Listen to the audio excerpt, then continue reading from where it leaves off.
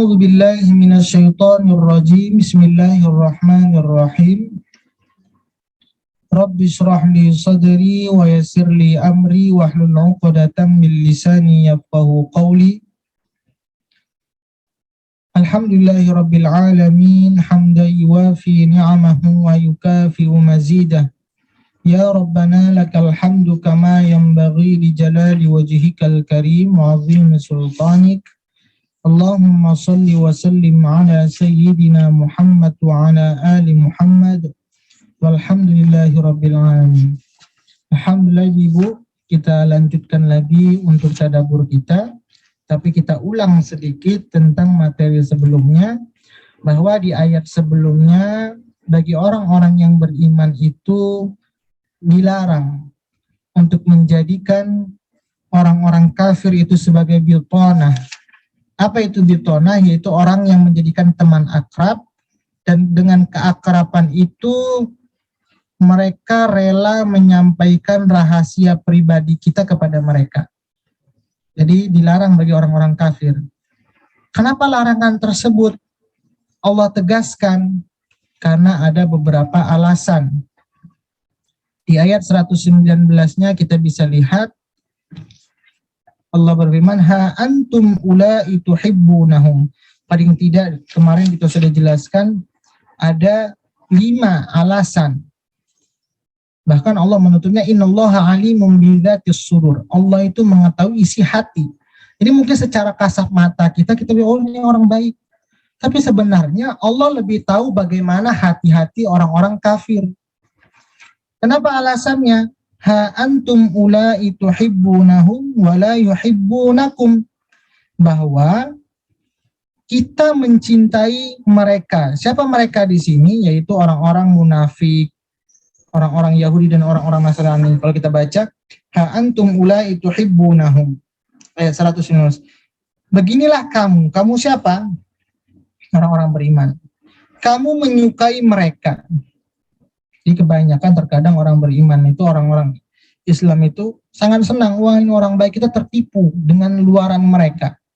Padahal orang-orang Yahudi, orang-orang Nasrani, orang-orang munafik, wala yuhibbunakum, mereka tidak menyukai kamu. Ini alasan yang pertama. Kenapa tidak boleh mereka dijadikan sebagai teman yang terdekat, sebagai teman curhat? Karena nanti bisa ketika suatu waktu ada celah kita tidak baikan dengan mereka, mereka itu punya celah untuk membongkar rahasia kita. Yang kedua, alasannya waktu minu nabil kitabi kulli. Mereka itu dan kamu beriman kepada semua kitab. Ini alasannya. Kenapa mereka itu tidak waktu minu nabil kitabi kulli? Alasan yang kedua, kenapa mereka tidak boleh dijadikan teman untuk curhat, teman terdekat? Kalau kita selaku orang beriman, kita mengimani seluruh kitab, tapi mereka tidak mengimani. Bagi orang-orang Yahudi hanya beriman kepada Taurat saja. Ini orang-orang Yahudi. Kalau orang-orang Nasrani beriman kepada Taurat, jadi orang Yahudi dia beriman kepada Taurat, tapi dia tidak beriman kepada Injil dan Al-Quran. Kalau orang-orang Nasrani beriman kepada Taurat, beriman kepada Injil, tapi tidak beriman kepada Al-Quran. Nah, kalau orang-orang yang beriman, wa tu'minu nabil kitabi kullih, kita beriman kepada seluruh kitab. Tapi kitab yang mana? Kitab yang ketika dahulu, bukan kitab yang seperti sekarang lagi. Sudah banyak perubahan-perubahan. Maka ini yang membedakan antara kita dengan orang-orang Yahudi dan Nasrani. Kemudian alasan berikutnya, kenapa mereka tidak boleh dijadikan teman terdekat? Wa idza laqukum qalu aman. Jika mereka berkumpul dengan kita, mereka mengatakan beriman. Tapi ketika mereka berkumpul dengan kelompok mereka, mereka itu memusuhi kita. Dan ini salah satu ciri-ciri orang munafik. Nanti ayat yang kita tadaburi, salah satunya bagaimana nanti peristiwa perang Uhud, bahwa ada orang munafik yang ketika itu membawa pasukan 300 pasukan orang beriman mundur dari medan perang. Kenapa? Karena mereka itu sebenarnya orang munafik. Nanti kita akan bahas. Kemudian di ayat berikutnya, ayat 120, apalagi salah satu keburukan dari orang-orang Yahudi dan Nasrani. Tadi yang ketiga, ketika mereka berada di posisi mereka membenci kita, tapi kalau berkumpul kepada kita, mereka baik-baik. Dan ini mungkin sama terjadi mungkin kalau lagi sedang pemilihan, kasih sumbangan baik, tapi ketika mereka sudah menjabat, ini suka menindas kita. Nanti apa sikap yang harus kita lakukan ketika kita mendapat peristiwa seperti itu? Maka in tamsaskum hasanatun tasu'hum wa in tusibukum sayyi'atun yafrahu biha. Kemudian apalagi salah satu sifat buruknya mereka itu, jika kamu memperoleh kebahagiaan, intam saskum ini kalau diterjemahkan hanya menyentuh kebahagiaan saja. Baru tersentuh sedikit saja, mereka itu sudah bersedih hati, mereka itu sudah galau, mereka itu sudah tidak senang. Baru sedikit. Tapi kalau perkara musibah, orang yang beriman mendapatkan musibah, wa in tusibakum sayyi'atu yafrahu biha. Tapi kalau kita tertimpa itu berarti dalam ya, bukan tersentuh musibah, tapi tertimpa. Kalau hanya tersentuh saja, mereka tuh biasa saja. Tapi kalau kita sampai tertimpa, bahasanya menggunakan tertimpa bencana, maka mereka itu baru gembira. Nah, apa yang harus kita lakukan agar kita tetap kuat, agar kita tidak terikut atas tipu daya mereka? Maka Allah memberikan jawaban, yaitu di ayat 120-nya, in tamsaskum hasanatun tasu'hum wa in tusibakum sayyi'atun yafrahu biha wa in tasbiru wa tattaqu la yadurrukum kaiduhum syai'a innallaha bima ya'maluna muhit. Jika kamu memperoleh kebaikan, niscaya mereka bersedih hati, tetapi jika kamu tertimpa bencana, mereka bergembira karenanya jika kamu bersabar. Jadi kuncinya dua. Bagaimana kita menghadapi orang-orang kafir, orang-orang Yahudi dan Nasrani, yaitu dengan sabar, kemudian dengan takwa. Jika kamu bersabar dan bertakwa, tipu daya mereka tidak akan menyusahkan kamu sedikit pun. Sesungguhnya Allah Maha meliputi segala apa yang mereka kerjakan. Jadi kalau seandainya kita sebelum kampanye, sebelum mereka mendapatkan kedudukan, mereka baik-baik dengan kita. Tapi ketika mereka sudah mendapat kedudukan, kita tertindas. Maka apa yang harus kita lakukan? Kita tetap sabar, karena ada masanya akan selesai juga. Kemudian dekatkanlah kita kepada Allah dengan ketakwaan. Maka apapun tipu daya yang mereka lakukan, sesungguhnya tidak akan membahayakan bagi kita. Maka itulah bagaimana gambaran yang pernah terjadi ketika pada masa baginda Rasulullah SAW di ayat 121-nya. A'udzu billahi minasyaitonir rajim. Bismillahirrahmanirrahim. Wa idh ghadawta min ahlika tubawwi'ul mu'minina maqa'ida lil qital wallahu sami'un alim. Kita masuki di ayat ke-120. Dan ingatlah ketika engkau Muhammad berangkat pada pagi hari meninggalkan keluargamu untuk mengatur orang-orang yang beriman pada pos-pos pertempuran. Allah Maha mendengar dan Maha mengetahui. Maksudnya apa? Ini ketika terjadi pada perang Uhud. Ketika itu Rasulullah berada di rumah. Jadi orang kafir Quraisy dari Mekah itu sudah keluar. Kemudian ada mata-mata baginda Rasulullah. Jadi Rasulullah itu punya mata-mata yang tinggal di Makkah sebagai memberikan kabar informasi. Nah, siapa mata-mata? Baginda Rasulullah, yaitu Al-Abbas bin Abdul Muthalib. Ini orang yang menetap di Mekah sebagai memberikan informasi bahwa orang-orang kafir Quraisy ketika itu ingin menuntut balas. Jadi perang Uhud ini terjadi ketika pada masa tahun 2 Hijriah, yaitu pada bulan Syawal. Sedangkan perang Badar ketika itu terjadi pada 2 Ramadan tahun 2 Hijriah. Nah, pada perang Badar, orang-orang beriman menang.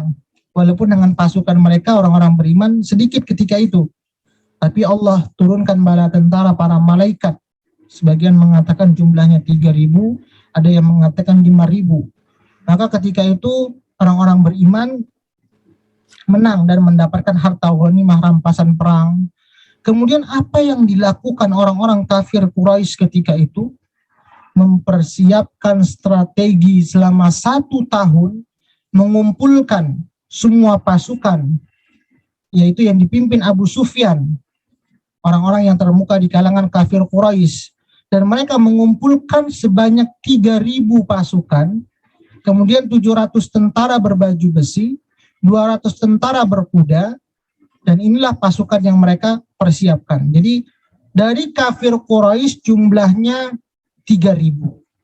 Sedangkan dari orang-orang yang beriman jumlahnya hanya 1.000. Itu pun nanti ada orang-orang yang munafik. Jadi inilah maka salah satunya ada orang-orang yang munafik. Ketika itu kenapa beliau ini sebenarnya Abdullah bin Ubay, orang-orang munafik. Beliau ini sebenarnya ketika Rasulullah bermusyawarah ketika di Madinah, pasukan dari Mekah kafir Quraisy ingin datang dengan 3.000 pasukan untuk melawan orang-orang beriman di Madinah. Maka ketika itu mereka bermusyawarah, Rasulullah pertama menyampaikan pendapat, bagaimana kita tunggu di Madinah saja. Kita persiapkan semua pasukan dari segi penjuru, dari segi gang. Kemudian bagi para wanita menunggu di rumah-rumah, menyiapkan anak panah. Maka ketika itu orang yang paling bersemangat menjawabnya adalah Abdullah bin Ubay, ini orang munafik. Kenapa? Ini orang munafik, orang kafir yang menyusup pada orang beriman. Agar dia tidak ketahuan kalau dia tidak keluar di medan perang. Oke, setuju baginda Rasulullah. Kalau gitu kita berada di rumah saja. Tidak perlu kita harus keluar dari kota Madinah, menunggu mereka di pintu-pintu. Lantas ketika itu sudah semakin dengar pasukan dari Makkah, orang-orang kafir, lantas ke Rasulullah ketika itu bermimpi. Bahwa ketika itu Rasulullah harus keluar. Kemudian Rasulullah sudah mengenakan pakaian besi, maka dalam satu dikatakan, tidaklah selayaknya bagi seorang nabi apabila sudah mengenakan baju besi untuk meletakkan kembali. Maka ketika Rasulullah sudah memakai baju besi, mereka tetap harus keluar dari kota Madinah. Maka apa yang terjadi dengan 1.000 pasukan tadi? Ini salah satu hikmahnya. Kalau seandainya Rasulullah tadi masih berada di posisinya di Madinah, tidak tahu Abdullah bin Ubay ini adalah orang munafik yang ketika itu dia menghasut para sahabat-sahabat lain agar jangan ikut di medan perang. Tapi ketika keluar dari kota Madinah, ketahuanlah bahwa Abdullah bin Ubay yang tadi semangat-semangat bahwa ingin mengikuti perang ketika berada di kota Madinah, rupanya ketika keluar dari kota Madinah, dia tidak mau ikut. Alasannya, beliau punya alasan, karena masukan saya tidak didengar oleh baginda Rasulullah, maka saya tidak mau ikut. Berarti apa? Dia tidak mengikuti perintah baginda Rasulullah. Padahal kita mayyuti'allaha ati'ullah wa ati'ur rasul. Tapi Abdullah bin Ubay tidak mau mengikuti. Bahkan ketika itu dia menghasut. Menghasut siapa? Menghasut sahabat-sahabat yang lain. Sehingga apa yang terjadi? Dari 1.000 pasukan kaum muslimin, hanya tertinggal 700 lagi. Maka apa yang terjadi? Goyahlah orang-orang beriman yang tinggal 700 tadi melawan 3.000. Nah, ketika itu apa saja kelompok dari kaum muslimin? Ada kelompok Aus, ada kelompok Khazraj. Ini kelompok yang ketika sebelumnya dulu kita pernah bahas bagaimana juga orang Yahudi dan Nasrani mengadu domba kaum Aus dan Khazraj untuk berperang kembali. Tapi ketika itu baginda Rasulullah mendengarkan lagi ayat Al-Quran kepada mereka sehingga mereka tersadar bahwa apa yang dilakukan itu adalah tipu daya orang Yahudi dan Nasrani. Kemudian ketika yang dilakukan Abdullah bin Ubay, kelompok Aus dan Khazraj tiba-tiba melemah imannya. Ada rasa ketakutan. Wah, ini pasukan kita tinggal sedikit lagi nih. Nanti kalau seandainya dia melawan dari 700 kepada 3.000 pasukan, kita bisa kalah. Dan perlengkapan mereka, Masya Allah, sangat luar biasa lengkapnya. Sedangkan kita perlengkapannya tidak banyak. Jadi perlengkapannya tidak banyak bagi orang yang beriman. Hanya menggunakan baju besi, kemudian 50 kuda. Sedangkan orang-orang kafir Quraisy 3.000 unta, 200 kuda, 700 yang berbaju besi. Jadi seakan-akan dengan jumlah yang banyak seperti itu menggoyahkan orang-orang beriman. Apalagi dengan keluarnya pasukan 300 dari kelompok Abdullah bin Ubay, orang-orang yang munafik. Tapi kalau di depan mereka baik. Maka inilah salah satu kenapa tidak boleh dijadikan orang kafir, orang Yahudi, orang Nasrani, orang-orang munafik sebagai teman yang dekat. Karena kita belajar dari peristiwa ketika masa dahulu. Salah satunya Abdullah bin Ubay. Ketika di depan dia baik, ketika di belakang diuji, akhirnya dia melarikan diri. Maka ketika itu prajurit yang lainnya goyah. Akhirnya apa yang dilakukan? Rasulullah menguatkan lagi hati-hati mereka, yaitu dengan mengatakan, kalau kita sabar dan bertakwa sebagaimana kisah pada pasal perang Badar, Allah akan berikan kemenangan kepada kita. Kalau kita lihat di ayat 124 dan 125 dalam surah Ali Imran. "Idz taqulu lil mu'minina alay yakfiyakum ay yumiddakum rabbukum bi 3,000 minal malaikati munzalin bala in tasbiru wa tattaqu wa ya'tukum min fawrihim hadza yumdidukum rabbukum bi 5,000 minal malaikati musawwimin." Ingatlah ketika engkau Muhammad mengatakan kepada orang-orang yang beriman, apakah tidak cukup bagimu bahwa Allah membantu kamu dengan 3.000 malaikat yang diturunkan dari langit? Tapi ada syaratnya. Kenapa ketika perang Badar dengan jumlah yang sedikit, pasukan orang beriman itu menjadi menang? Karena ada kesabaran dan ketakwaan. Sabar dan mengikuti perintah Allah dan mengikuti perintahnya baginda Rasulullah. Tapi ada salah satu yang kesalahan ketika perang Uhud ini. Orang-orang beriman ketika itu terlena dengan materi, ghanimah, rampasan perang. Sehingga apa yang terjadi ketika itu? Ada beberapa pasukan termasuk dari pamannya Rasulullah, Hamzah, wafat. Baginda Rasulullah giginya sampai patah. Tapi alhamdulillah ketika itu masih tetap dilindungi oleh Allah Subhanahu wa taala dengan Rasulullah memberikan semangat lagi kepada mereka. Maka di sini ayat ke-121, wa idh ghadawta min ahlika tubawwi'ul mu'minina maq'ida lil qital wallahu sami'un alim. Dan ingatlah ketika engkau Muhammad berangkat pada pagi hari dari rumah baginda Rasulullah untuk memberikan musyawarah kepada pasukan perang, kemudian memberikan semangat kepada pasukan perang, min ahlika, dan meninggalkan keluargamu, anak, istri, tubawwi'ul mu'minina maq'ida lil qital, untuk mengatur strategi perang. Jadi untuk mengatur strategi perang untuk orang-orang beriman, maq'ida lil qital, yaitu pada pos-pos pertempuran tersebut. Jadi baginda Rasulullah ini pasukan panah sekian, berada di sisi kanan sekian, berada di sisi kiri sekian, berada di sisi belakang sekian.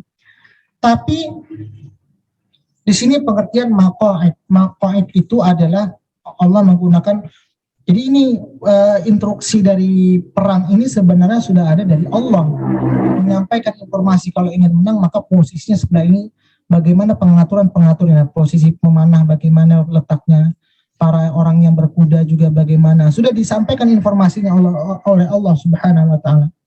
Maka Allah menggunakan maq'id.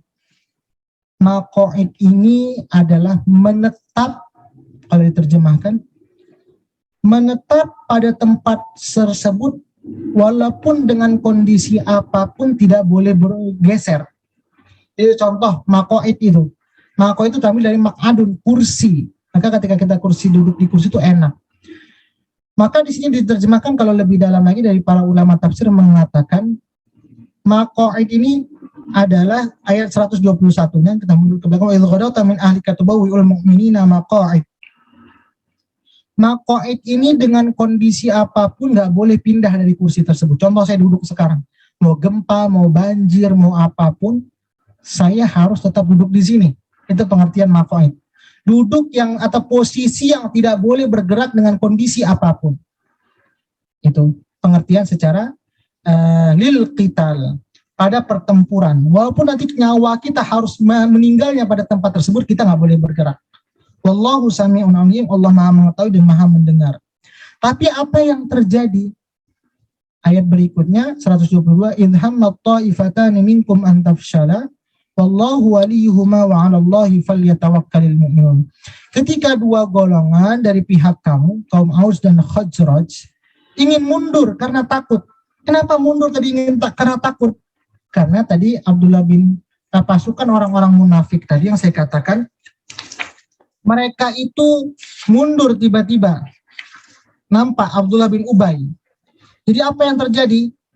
Kaum Aus dan Khazraj ketika itu langsung ada rasa takut. Jadi di sini ketika dua golongan, siapa dua golongan yang dimaksud ini? Kaum Aus dan Khazraj dari orang-orang sahabat yang berada di Madinah ingin mundur karena takut. Karena tadi apa? Melihat pasukan yang begitu banyak, perlengkapan perang yang banyak, kemudian ditambah lagi 300 orang mundur, orang-orang munafik. Padahal Allah adalah penolong mereka. Jadi idhammat ta'ifatani minkum an tafshala wallahu waliyuhuma wa 'alallahi falyatawakkalul mu'minun. Padahal Allah adalah penolong mereka. Karena itulah hendaklah kepada Allah saja orang-orang mukmin bertawakal. Ini hanya kepada Allah saja bertawakal. Kemudian di ayat 123, walaqad nasarakumullahu bi badri wa antum adillah fattaqullaha la'allakum tashkurun. Ingat peristiwa 1 tahun yang sebelumnya, bagaimana dengan pasukan yang sedikit tapi Allah menangkan. Salah satu kenapa Allah menangkan, 2 syaratnya, sabar dan takwa. Begitu juga kita ibu-ibu orang-orang beriman, ketika kita diuji oleh Allah, kemudian ketika kita tertindas, bukan berarti kita semakin jauh dari Allah. Yang pertama kita sabar, bukan berarti sabar itu lemah. Sebenarnya sabar itu adalah sifat bagi orang yang kuat. Hanya orang yang kuatlah yang mampu dia untuk sabar. Sebenarnya sekuat apapun tenaga mereka ketika perang, tapi ketika mereka tidak sabar, sebenarnya mereka itu lemah. Jadi mereka sabar dengan jumlah yang sedikit itu. Kalau mereka sabar dan tetap mengikuti instruksi dari Allah, dari baginda Rasulullah, maka sesungguhnya kemenangan adalah janji Allah Subhanahu wa ta'ala. Maka kita belajar, dan sesungguhnya Allah telah menolong kamu dalam perang Badar. Jadi sebenarnya sudah ada contoh peristiwa sebelumnya. Padahal kamu dalam keadaan lemah ketika itu, karena itu bertakwalah kepada Allah agar kamu mensyukurinya. Jadi takwa. Kemudian dikuatkan lagi, bukan takwa saja, Allah dekatkan juga dengan kata sabar. Maka tadi di ayat 120, wa in tasbiru wa tattaqu. Kalau kita sedang pada posisi lemah, pada posisi kita tertindas, takwa dan sabar. Kemudian bagaimana juga Allah memberikan pertolongan, takwa dan sabar. Dalam menghadapi masalah juga seperti itu. Kita ada masalah, kondisi sedang di bawah, sedang lemah. Bukan berarti kita semakin jauh dari Allah. Dekatkanlah diri kita kepada Allah dengan sabar dan takwa, maka pertolongan Allah akan datang kepada kita. Nah, apa bukti pertolongan tersebut yang Allah berikan? Maka di ayat 124-nya, إِذْ تَقُولُ لِلْمُؤْمِنِينَ أَلَنْ يَكْفِيَكُمْ أَنْ يُمِدَّكُمْ رَبُّكُمْ بِثَلَاثَةِ آلَافٍ مِنَ الْمَلَائِكَةِ مُنْزَلِينَ. Ingatlah ketika engkau Muhammad mengatakan kepada orang-orang yang beriman, apakah tidak cukup bagimu bahwa Allah telah membantu kamu dengan 3.000 malaikat yang diturunkan dari langit. Bukan itu saja, bala in tasbiru wa tattaqu, kalau kita sabar dan takwa, wa ya'tukum min fawrihim hadza yumdidukum rabbukum bi 5,000 minal malaikati musawwimin. Ya, cukup jika kamu bersabar dan bertakwa ketika mereka datang menyerang kamu dengan tiba-tiba, niscaya Allah menolongmu dengan 5.000 malaikat yang memakai tanda. Jadi kalau seandainya mereka menyerang dari Mekah datang ke Madinah, kemudian kita sabar dan takwa, mengikuti perintah baginda Rasulullah, maka kita akan dibantu oleh Allah Subhanahu wa ta'ala. Tapi apa yang ketika itu dilakukan orang beriman? Terkecoh. Ketika itu apa yang terjadi? Melihat pasukan pemanah, dikatakan 50 pasukan pemanah yang berada di atas bukit Uhud, Mereka itu melihat pasukan kafir ketika itu sudah kocar-kacir kalah. Sehingga apa yang dilakukan? Padahal di awal katanya menggunakan kalimat maqaid. Kondisi apapun orang beriman itu nggak boleh bergeser dari tempatnya. Rupanya orang beriman tersebut, para pemanah, tim pemanah dari orang beriman, tergiur dengan harta rampasan perang. Turunlah mereka dari bukit. Apa yang dilakukan ketika itu? Naiklah orang-orang kafir Quraisy dari belakang bukit, kemudian dari atas bukit memanahi orang-orang yang beriman dari bawah. Dan itulah karena tidak mau mendengar ketaatan ke apa yang dilakukan perintah Rasulullah, apa yang terjadi? Pamannya baginda Rasulullah Hamzah meninggal ketika itu. Kemudian baginda Rasulullah ketika itu juga sampai giginya patah. Tapi kemudian ketika itu Rasulullah memberikan semangat lagi kepada para sahabat, naiklah lagi sebagian para sahabat lagi ke Bukit Uhud untuk mengejar mereka. Akhirnya mereka diselamatkan. Tapi apa yang terjadi? Banyak dari golongan orang-orang yang beriman ketika itu meninggal karena kecerobohan. Maka inilah ibu-ibu semuanya, kita belajar bagaimana kenapa salah satunya orang-orang Yahudi dan Nasrani, orang munafik itu tidak bisa dijadikan teman terdekat. Allah mencontohkan peristiwa yang terjadi pada perang Uhud. Salah satu Abdullah bin Ubay, yang ketika itu seakan-akan di depan baginda Rasulullah menjadi orang yang paling semangat untuk berperang. Tapi ketika bertempur di medan perang, diajak keluar dari kota Madinah, dia malah mengajak orang lain untuk lari dari medan perang dan masuk kepada golongan orang-orang kafir Quraisy. Maka inilah alasan realita peristiwa yang pernah terjadi ketika dahulu, bahwa orang Yahudi dan orang Nasrani dan orang munafik selalu ada dendam di hati mereka. Buktinya apa? Ketika perang Badar mereka kalah, dalam 1 tahun itu mereka masih ada dendam dan mempersiapkan pasukan dengan sebanyak mungkin dan perlengkapan sebanyak mungkin. Inilah salah satu sifat yang ada di dalam hati orang Yahudi dan Nasrani dan orang-orang munafik. Mudah-mudahan peristiwa singkat ini sampai ayat ke-125 ini, mudah-mudahan menjadi pelajaran bagi kita bahwa sudah banyak bukti. Kita lihat bagaimana pada masa Nabi dahulu keburukan orang-orang Yahudi dan orang-orang Nasrani, dan Allah menjelaskan di ayat 119-nya, Allah bukan melihat dari luarnya, tapi innallaha alimun bidzatis sudur. Allah itu tahu bagaimana isi hati orang-orang Yahudi, orang Nasrani, dan orang-orang munafik. Maka inilah pelajaran singkat kenapa orang beriman tidak boleh menjadikan bitonah di ayat 118 itu orang-orang kafir. Mudah-mudahan yang kisah singkat ini menjadi pelajaran bagi kita di dalam kehidupan kita. Boleh untuk jadi teman, tapi bukan teman yang terdekat, bukan teman untuk curhat, yang seharusnya rahasia pribadi itu tidak boleh kita sampaikan, tapi kita sampaikan. Carilah teman yang dekat itu orang-orang yang beriman, karena orang yang beriman patuh kepada perintah Allah, dia akan tahu hak-hak yang harus dia jaga. Maka kemarin saya sampaikan, saya ulang lagi, paling tidak untuk mengukur seseorang itu dikatakan para ulama dia orang baik atau tidak, mungkin kita tidak kenal nih, baru pindah ke suatu wilayah, kita belum ada teman yang dekat. Bagaimana cara mengukurnya selain dia? Syarat pertama harus beriman. Syarat kedua, ketika mungkin kita coba, kita sakiti atau kita coba uji dia, ketika dia memaafkan dan membalas kebaikan, itu salah satu ciri-ciri orang yang bisa dijadikan teman dekat. Tapi kalau seandainya dia membalas lebih buruk dibandingkan apa yang kita lakukan, maka orang seperti itu tidak baik untuk dijadikan teman terdekat. Itu syarat yang kedua setelah beriman. Syarat yang ketiga yang berkaitan dengan materi. Biasa kalau materi ini sensitif sekali. Kita bisa coba dengan uang kah, kita bisa coba dengan berhutang kah. Bagaimana lihat sifat dia ketika kita berikan hutang? Apakah dia ada kejujuran untuk mengembalikan ketika dia belum ada, atau dia menyampaikan maaf saya belum ada.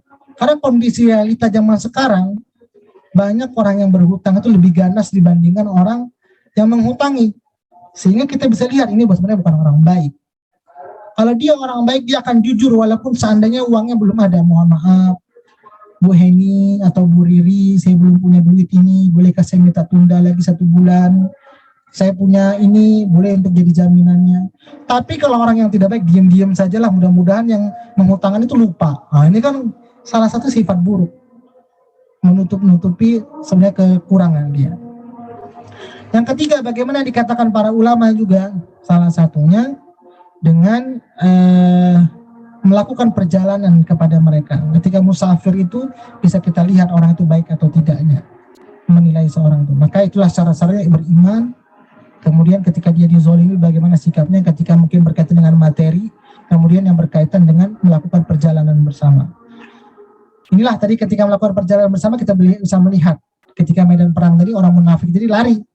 Nah, ini ketika diajak perjalanan melakukan perang mereka malah keluar. Jadi ketahuan mana orang-orang yang betul-betul ikhlas berteman, mana orang-orang yang tidak ikhlas betul-betul berteman. Ini saja mungkin ibu-ibu yang dapat saya sampaikan, kisah singkat dari perang Uhud ini. Mudah-mudahan menjadi pelajaran ketika kita bertakwa dan bersabar, maka sebenarnya di samping musibah yang Allah berikan kepada kita, ada pertolongan Allah yang Allah akan berikan segera kepada kita. Tapi kalau seandainya ketika kita mendapatkan musibah, kita tidak bertakwa dan kita tidak bersabar, maka apa yang terjadi, kegelisahan yang terus akan kita rasakan dalam kehidupan kita. Mudah-mudahan yang sedikit ini bisa bermanfaat untuk kita. Ini saja yang dapat saya sampaikan. Mungkin ibu ada yang mau bertanya sebelum kita tutup, dipersilahkan.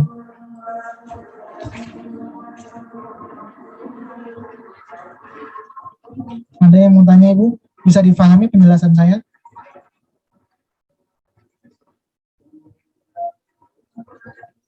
Halo ibu-ibu, dengar suara saya? Insya Allah jelas Ustadz, terima kasih. Insya Allah jelas Ustadz. Alhamdulillah. Kalau tidak ada lagi, insya Allah untuk pertemuan berikutnya kita lanjutkan nanti di atas 126-nya. Ini saja mungkin ibu yang dapat saya sampaikan, lebih kurang mohon maaf, kita tutup dengan doa. A'udzu billahi minasy syaithanir rajim. Bismillahirrahmanirrahim. Alhamdulillahi rabbil alamin. حمدا يوافي نعمه ويكافئ مزيده يا ربنا لك الحمد كما ينبغي لجلال وجهك الكريم وعظيم سلطانك اللهم صل وسلم على سيدنا محمد اللهم ارحمنا بالقرآن اللهم اجعلنا من أهل القرآن اللهم نور قلوبنا بالقرآن وزين أخلاقنا بالقرآن وادخلنا الجنة بالقرآن ونجنا من النار بالقرآن ربنا آتنا في الدنيا حسنة وفي الآخرة حسنة وقنا عذاب النار وصلى الله على سيدنا محمد وعلى آله وصحبه وسلم سبحان ربك رب العزة عما يصفون وسلام على المرسلين والحمد لله رب العالمين. Alhamdulillah ibu semuanya, ini saja yang dapat saya sampaikan, lebih kurang mohon maaf. Assalamualaikum warahmatullahi wabarakatuh.